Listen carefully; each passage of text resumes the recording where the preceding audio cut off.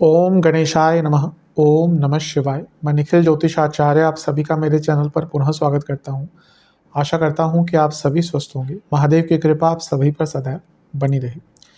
ये वीडियो वृषभ यानी कि टॉरस के लिए बहुत विशेष है, क्योंकि वीडियो है 28 जुलाई से 3 अगस्त 2025 के साप्ताहिक राशिफल के बारे में। कैसा रहेगा आने वाला सप्ताह वृषभ के लिए। मेरा जो साप्ताहिक राशिफल होता है वो प्रमुखतः चंद्रमा और उनकी गति पर आधारित होता है। चंद्रमा एक बहुत विशेष ग्रह है, लेकिन अगर साप्ताहिक राशिफल के संदर्भ में बात करें तो पहला तो वो बहुत तेज भागते हैं, दूसरा वो मन के कारक हैं, तीसरा वो जिस भी भाव में होते हैं, राशि में होते हैं, ग्रहों के साथ संबंध संपर्क बनाते हैं, उनको बहुत एक्टिवेट कर देते हैं। इसलिए जब वो इतनी बार गोचर करते हैं हफ्ते में, तो हमारे मन पर प्रभाव पड़ता है, हमारे डे टू डे एक्टिविटीज़ पर प्रभाव पड़ता है। और उसी को समझने के लिए, उसके अनुसार अपने जीवन को थोड़ा सा आगे बढ़ाने के लिए, ज्योतिष के माध्यम से एक थोड़ी गाइडेंस प्राप्त करने के लिए साप्ताहिक राशिफल अति विशेष होता है। यदि आपकी लग्न राशि या चंद्र राशि वृषभ है, टॉरस है, दोनों ही गाइडेंस के लिए इस राशिफल को देख सकते हैं। जहाँ से ज़्यादा सूट करता है, रिलेट करता है, वहाँ से इसको ऑब्जर्व कीजिए। व्यक्तिगत तौर पर मेरा मानना है लग्न से देखेंगे तो अच्छा, इनकेस नहीं पता है तो चंद्र राशि से भी इसको देख सकते हैं। शुरू करते हैं। चंद्रमा आपके पंचम भाव यानी कि कन्या में आ जाएंगे 28 जुलाई रात के 10-11 के आसपास, शाम को, और रात के 10 to 11 PM, और 31 जुलाई सुबह के 11:30 तक यहीं पर रहेंगे, 11:30 AM 31 जुलाई। पंचम के चंद्रमा ठीक ठाक प्रभाव देते हैं। यहाँ पर वो देखा जाए तो आपके उपचय भाव के स्वामी हैं और पंचम में बैठे हैं। तीसरे घर का स्वामी जब पंचम में होता है तो प्लानिंग के इम्प्लीमेंटेशन का टाइम होता है। तो अगर कुछ प्लान कर रहे हैं, उसको इम्प्लीमेंट करने का समय बहुत अच्छा है। यहाँ पे चंद्र मंगल योग बन रहा है। मंगल आपके 12वें घर और सप्तम के स्वामी हैं, तो उपचय भाव का सप्तमेश के साथ बैठना, चंद्र मंगल योग बनाना, ये बिजनेस में बदलाव का मौका है।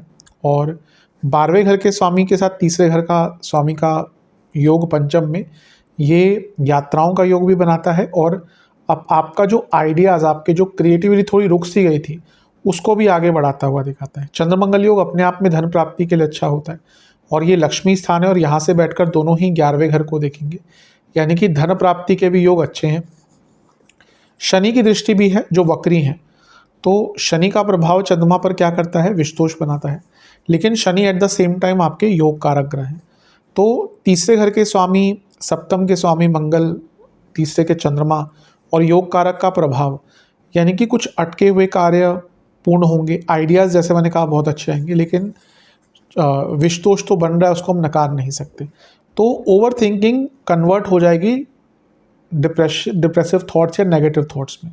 तो कोशिश करना है कि नेगेटिव साइड पे अपने आप को लेकर ना जाए। गुरु से केंद्र में है तो गजकेसरी योग बन रहा है।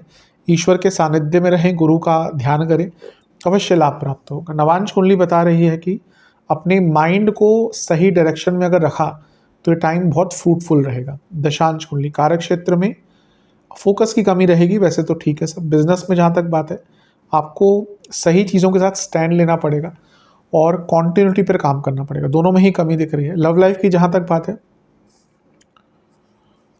एक ट्रस्ट डेफिसिट हो गया है, उसको ठीक करने का प्रयत्न कीजिए। वैवाहिक जीवन सब ऊपरी तौर से अच्छा दिख रहा है, लेकिन आंतरिक रूप से बहुत प्रॉब्लम्स हैं। तो बैठकर सोचिए कि इन प्रॉब्लम्स को सॉल्व कैसे करें। जहाँ तक स्टूडेंट्स की बात है, कुछ नया शुरू कीजिए, कुछ नया करना चाहते हैं, उसके लिए टाइम अच्छा है। सेहत के हिसाब से पेट के रोग, जिनको कार्डियक प्रॉब्लम से ध्यान दें, बीपी की प्रॉब्लम से ध्यान दें। सर्वाष्टक में आपका 12वां घर बली है, थोड़े खर्चे ज़्यादा हो सकते हैं हफ्ते के शुरुआती भाग में।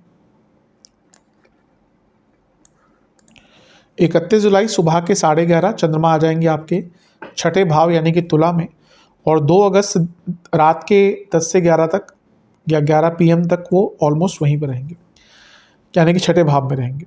चंद्रमा का छठे में आना बहुत अच्छा बहुत बुरा नहीं माना जाता, कुछ अच्छा है कुछ बुरा है।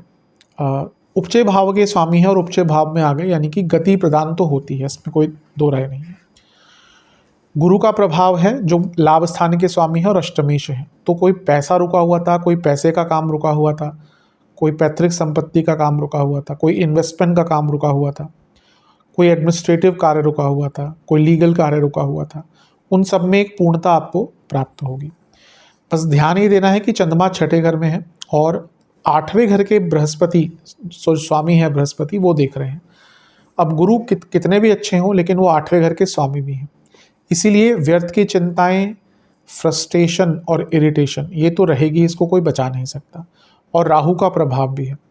अब ये कार्य क्षेत्र में बहुत अच्छा है प्रोडक्टिविटी क्रिएटिविटी के लिए, लेकिन अष्टमेश गुरु का प्रभाव, राहु का प्रभाव, व्यर्थ की चिंताएं, फालतू जगह पर टाइम वेस्ट करना, लोगों से बहस करना, ये सब चीज़ों में टाइम वेस्ट करवाएगा। तो कोशिश कीजिए कि आपको ज़्यादा लोगों से बहस नहीं करनी, अपने काम से काम रखना है और चीज़ों को संतुलित वे में ही आगे बढ़ाना है।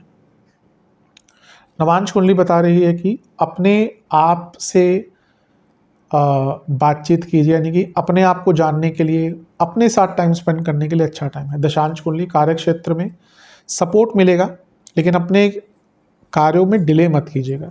बिजनेस में अच्छा है, कुछ खर्चे करने पड़ेंगे लेकिन काम आगे बढ़ेगा। लव लाइफ, अगर बहुत दिक्कतें चल रही थी, बहुत परेशानियां चल रही थी, ये वो टाइम है जब थोड़ा बहुत आप चीज़ों को संतुलित कर सकते हैं, दोबारा ठीक कर सकते हैं, प्रॉब्लम्स को सॉल्व कर सकते हैं। वैवाहिक जीवन, प्यार की कमी है, प्यार के इजहार की कमी है, व्यक्त कीजिए। आज का टाइम ऐसा है, व्यक्त नहीं करेंगे तो पहले जैसा नहीं है। आज अगर आप शादीशुदा हैं, आपको टाइम टू टाइम व्यक्त भी करना पड़ेगा कि भाई आप प्यार करते हैं अपने पार्टनर से, वरना चीज़ें निकल जाती हैं हाथ से। ये टाइम उसी के लिए है। स्टूडेंट्स, आप थोड़ा ना अपने अतीत को पहले ठीक कीजिए। अतीत, आपका एक मन अतीत में ही रहता है, इसलिए आगे नहीं बढ़ पाते। सेहत की जहाँ तक बात है, कफ रोग बने रहेंगे, पेट के रोग बहुत रहेंगे, इंडाइजेशन बहुत रहेगा। सर्वाष्टक में आपका लाभ स्थान बली है, कोई रुका हुआ पैसा आने की उम्मीद बहुत ज़्यादा बन जाती है।